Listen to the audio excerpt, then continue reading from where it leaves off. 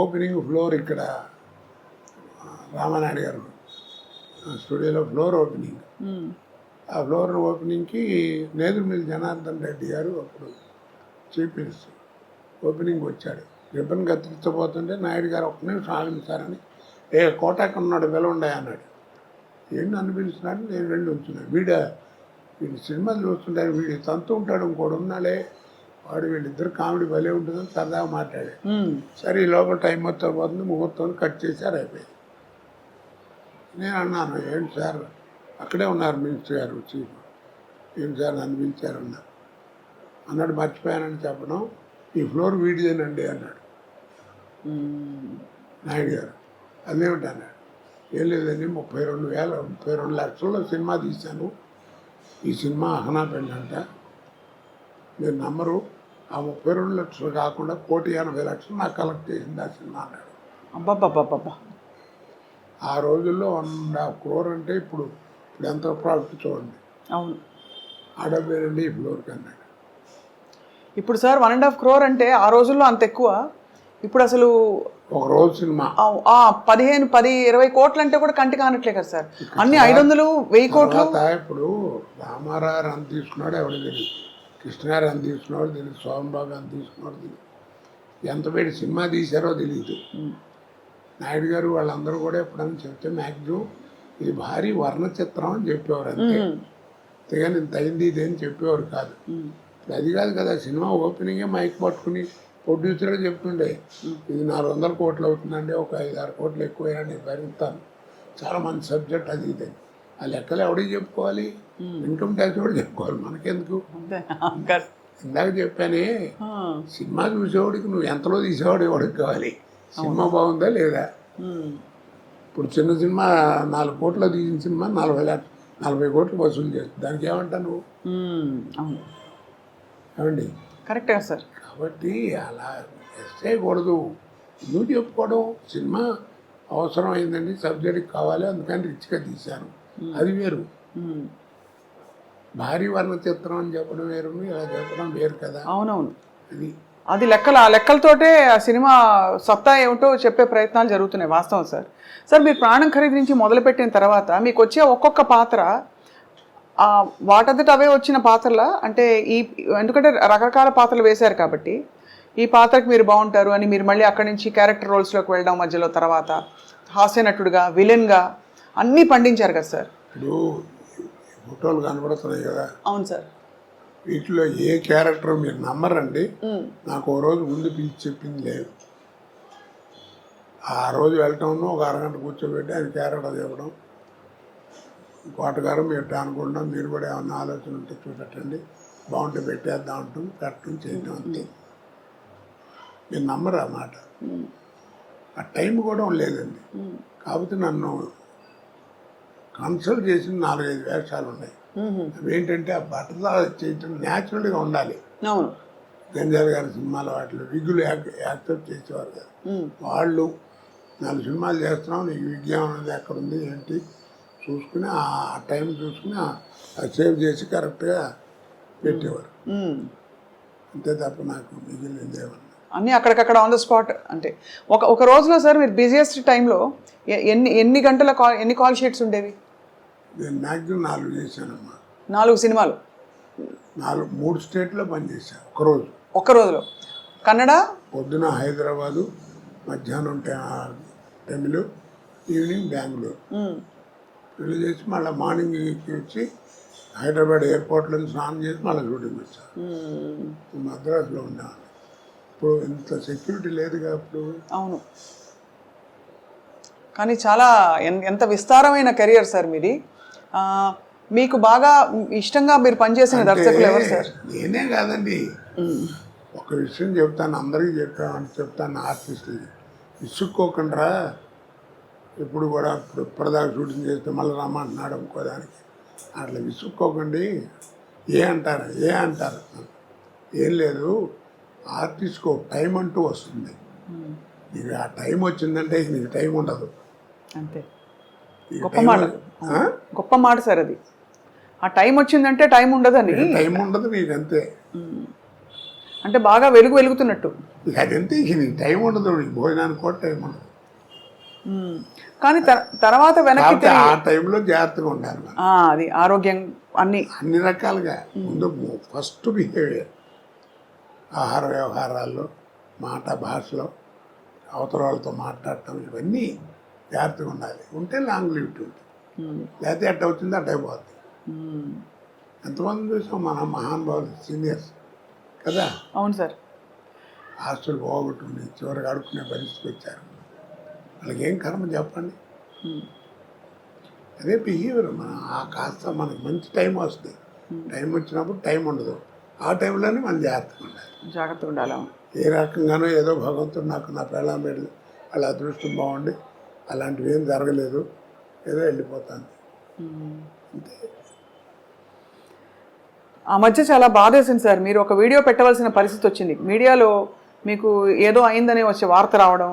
ఇప్పుడు నేనేం సిగ్గుపడినా. ఇప్పుడు నువ్వు వచ్చావు, ఏం చెప్పాను? పిక్కలు కాస్త నొప్పిగా ఉన్నాయమ్మా, కట్టారు డాక్టర్, ఇది కాసేపు కష్టం, అందుకని కాస్త నడవటం అది కష్టం అని చెప్పాను. తప్పే ఉంది దాంట్లో. వాడెవడ కొడుకునాథలో చచ్చిపోయాడని పెట్టాడు ఒకసారి. నేను పిలిచి కేకలేసాను, తప్పయ్యి అది.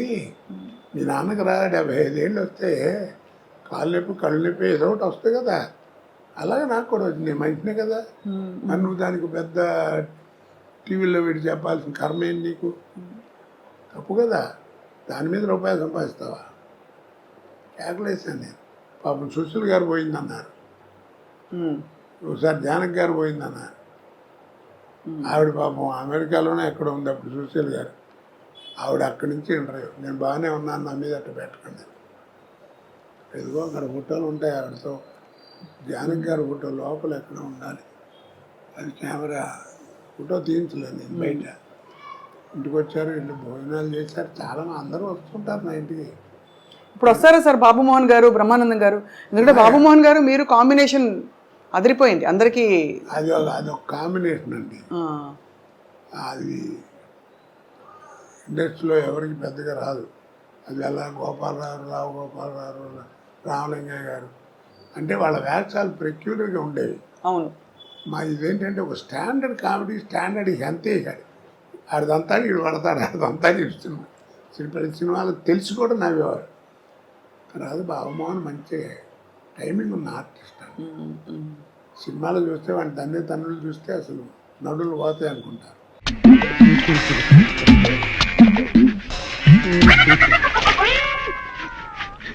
నీ కడుపున పుట్టబట్టగా ఈ తుడుపుడు కార్యక్రమం. నేను ఇంకో నాన్నకు పుట్టా బాగుండేది. ఎదవన్నారు ఎదవా, ఇంకో నాన్నకు పుట్టబెట్టరా? అందులో దవందవార్థం వచ్చేస్తుంది.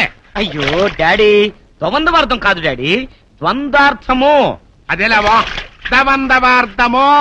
అబ్బా ఇంత ఒత్తులు పెట్టు డాడీ. ఒత్తుల సంగతి నేను చూసుకుంటా గానీ ఇదిగా ఆ తోక కింద కొంచెం శుభ్రం చెయ్యి.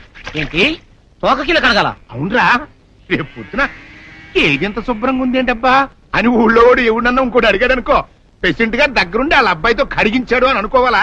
నీకు పెద్ద పేరు రావాలా? వద్దులే డాడీ, రేపటి నుంచి అందరూ గేదె ముడ్డి కడిగే వేతవా అని గేలు చేస్తారు. నేను అందుకే అన్నాను ఇంకో నాన్న కడుపున పుట్టా బాగుండేది. ఒక్కసారి కూడా అట్ట కాలు తగిలేరు, అట్ట టచ్ అవడం అంటే పడిపోయాడు. మంచి టైమింగ్ ఉన్నాడు. ఎందుకంటే డాన్స్ అది వచ్చు అతనికి. అదొక అది ప్రాప్తం. అది సార్ మీరు అన్నట్టు రంగస్థల అనుభవం, రేడియో అనుభవం, అది వాయిస్ మాడ్యులేషన్, హావభావాలు, బాడీ లాంగ్వేజ్ కొంతవరకు. కానీ డాన్స్, పౌరాణిక పద్యాలు ఇవన్నీ కూడా నేర్చుకున్నారా సార్ మీరు? నేను పౌరాణిక పద్యాలు నేర్చుకోలేదమ్మా. పౌరాణిక చిన్న నాటకాలు పెద్దగా వేయలేను. వేసాను. అప్పుడు పద్యాలు ఎలా మీకు? దాంట్లో పద్యాలు పెట్టలేదు, పెద్దగా పెట్టలేదు. ఓకే, అలా అలా పెద్దగా కాదు, పద్యం పెట్టుకున్నాను ఎంతసేపు ఇలాగే. దులిపాల్ గారు దుర్యోధనుడు అద్భుతంగా ఉంటుంది. అమ్మాయి సభ చేస్తుంది. ఆయన పాట పద్యం ఉండదు దాంట్లో. ఒక పద్యం చదివేవాడు, కౌరవ పాండవులు వెలు పెను కాలం చేరువయ్యి అని కృష్ణుడి దగ్గర. అది కూడా మామూలుగా చదివేవాడు. మీరు శాసనసభ్యులుగా ఒక టర్మ్ చేశారు. రాజకీయాల నుంచి అప్పుడు తర్వాత మీరు దూరం అయ్యారా, లేక అవసరం లేదు ఇంకా చాలించుకున్నారు? నేనే చాలు, అనవసరం ఇట్టాను దాంట్లో. నచ్చలేదా సార్ రాజకీయ జీవితం? బాగాలేదనిపించిందా రాజకీయం? నచ్చలేదమ్మా, నాకు సూట్ కాలేదనిపించింది. ఎందుకంటే మీరు రాజకీయపరమైన వేషాలు చాలా వేశారు. ఒక టైంలో మీకు కొంచెం గొడవలు కూడా అయ్యాయి ఆ మండలాధీశుడు సినిమా తర్వాత. సో మరి రాజకీయాలు మీకు అసలు ఆ వాతావరణం నచ్చలేదంటారు అయితే. ఎందుకు నచ్చలేదు సార్? అంటే చాలామంది అదొక అవకాశంగా అదృష్టంగా కూడా భావిస్తారు కదా. అంటే నేను పనిచేసినప్పుడు పాలిటిక్స్ అండి, ఇప్పుడు పాలిట్రిక్స్, ఆ ట్రిక్కులు నాకు రావు. మరి ఎందుకని దూరంగా ఉన్నా. అవును, కానీ అదే సార్ అనిపిస్తుంది. అంటే అంత గొప్ప జీవితం, గొప్ప అవకాశాలు మీకు వచ్చిన తర్వాత ఇప్పుడు మీరు టైం అంతా మీరు కుటుంబం నుంచి దూరంగా ఉన్నాను, కష్టపడి పనిచేస్తాననే ఫీలింగ్లో ఉన్నారు కదా సార్, బాధ. సో ఇప్పుడు మీకు మీ దేవుడు ప్రత్యక్షం మీకు ఏం కావాలని అడిగితే ఏం కోరుకుంటారు సార్? మీ ఇంకేమైనా? నేను ఎప్పుడు మనసులో ఉండే కోరిక ఒకటేనండి, సార్ నేను చచ్చేదాకా నటించాలి, చచ్చిన తర్వాత నటుడిగా బతకాలి, అది నా కోరిక. అది సార్, అంటే ఇవాళ చాలా అద్భుతమైన మంచి సందర్భం, మీ పుట్టినరోజు సందర్భంగా మాట్లాడుతున్నాం కాబట్టి మీరు ఎప్పుడూ చిరంజీవిగా మీ పాత్రల ద్వారా ఉండిపోతారు సార్ మనసుల్లో అదే ఎప్పటికీ. అలాంటి పాత్ర రావాలని నా ఉద్దేశం. అలాంటి పాత్ర అంటే ఎలా ఉంటుందో, ఎందుకంటే మీరు రాజకీయాలు, కామెడీ, ఏ టైంకి ఏ పాత్ర వస్తే అప్పుడు చెప్పలేం కదండి. అవును, కరెక్ట్. అది దానికి ప్రాప్తం ఉండాలి. ప్రాప్తం ఉండాలంటే చాలా గొప్ప విశేషం ఉంది. ఇప్పుడు రామావతారంలో ఆంజనేయ స్వామి అంత గొప్పవాడు, కలియుగంలో భక్తరామదాసు అంత గొప్పవాడు కదా. అవును, డబ్బులు లేవు, గుడి కట్టించాలనుకున్నాడు, గుడి కట్టించాడు, అప్పుల పాలు అయ్యాడు, జైల్లో పెట్టారు. వాళ్ళు కొడుతుంటే రామా రామా అన్నాడు తప్ప అబ్బా అబ్బా అనలేదు. అంత గొప్ప భక్తుడే రాముల వారు ఏం చేశాడు, తానిసాగి రామోజీ లక్ష్మణజీ వేషం వేసుకొచ్చి కంపెనీ వెళ్ళిపోయాడు, నటించాడు, తుర్ని వెళ్ళిపోయాడు. కింద సెల్లో ఉన్నాడు రామదాసు. ఎరా రామదాసు బాగున్నావా అని ఒక్క మాట అంటే బాగుండేది కదా, ఒక 10 సంవత్సరాలు ఆగి బతికేవాడు. మరి అంత భక్తుడే, మరి వాడికి ఆ ప్రాప్తం లేదు. ఇదంతా విధి నిర్ణయం అంటారు అయితే, భగవంతుడి నిర్ణయం. ప్రాప్తం ఉండాలి. నాలాంటి అర్భకుడు మళ్ళీ రాముల వారిని అడిగాడు, ఏమయ్యా మరి కనపడితే బాగుండేది కదండి, పాపం ఒక్కసారి బాగున్నామంటే 10 సంవత్సరాలు బతికేవాడు హాయిగా, మీరు అలా వెళ్ళిపోవడం అన్యాయం అంటే, రేపు పిచ్చోడా, వాడికి నేను కనపడి ఏం చేయాలి, దేవుడు ఉన్నాడు అంటున్నాడు. నాకే అనుమానం వస్తుంది నా అవతారం మీద, గాలి నీరు భూమి అన్నీ రాముడే అంటున్నాడు. అసలు నా రూపం ఏంటో నాకు తెలియట్లేదు. నేను వాడికి కనపడి ఏం చేయాలి, వాడు తురుష్కుడు, వాడు దేవుడు లేడు అంటున్నాడు, అందుకని కనపడ్డాను. పైగా నువ్వు కనిపెట్టావు లేదో, నేను రామోజీ లక్ష్మణజీ వేషంలో వెళ్ళాను, నేను రాముల వారు వెళ్తే చూడలేడు, చచ్చిపోతాను. అందుకని మారు వేషంలో వెళ్ళి వాడికి కనపడి వెళ్ళిపోయాడు, అప్పు తీసి వెళ్ళిపోయాడు. మరి వీడి సంగతి ఏం చేస్తారన్నాడు రామదాసు సంగతి. ఇప్పుడు రాముల వారు అన్నాడు, నేను భక్తుడికి కనపడను రా, ఐక్యం చేసుకుంటా అన్నాడు. అందుకే మీరు చిత్తూరునాయ గారి సినిమాల దగ్గర నుంచి రేపు వచ్చేటువంటిదో లేకపోతే మొన్న తీసిన అన్నమయ్య దాకా తీసుకుంటే మెయిన్ క్యారెక్టర్ పోవటం ఉండదు, అలా ఒలిగిపోతుంటారు. ఓ దీపం అలా వెళ్ళిపోయి దేవుళ్ళో వెళ్ళిపోరు. హిందూ భావాలు చాలా ఉన్నాయి, అది అన్ని మతాల్లోనూ ఉంటుంది ఆ భావం, ఎందుకు ఉండదు?